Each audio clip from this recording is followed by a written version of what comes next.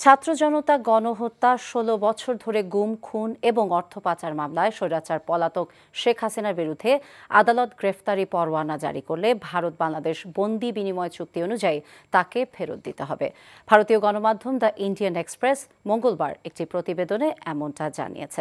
Can Sheikh Hasina be extradited to Bangladesh শীর্ষক প্রতিবেদনে সাংবাদিক দীপ্তিমান তেওয়ারি জানান, ২০১৩ সালে ভারত বাংলাদেশ বন্দি বিনিময় চুক্তি করেছিল এবং ২০১৫ সালে এই চুক্তির আওতায় আসামের স্বাধীনতাকামী সংগঠন উলফার শীর্ষ নেতা অনুপ চেটিয়া সহ কয়েকজনকে বাংলাদেশ থেকে ভারতে প্রত্যর্পণ করা হয়েছিল।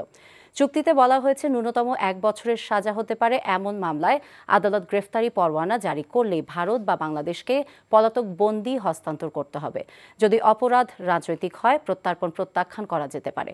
তবে হত্যা, গণহত্যা, বোমা হামলা, গুলি করে হত্যা, সম্পত্তির ক্ষতি, গুম, অপহরণ বা জিম্মি করা এবং হত্যার প্ররোচনার মতো অপরাধ মামলায় দুদেশেরই পলাতক আসামিকে ফেরত দেওয়ার বাধ্যবাধকতা রয়েছে ওই চুক্তিতে।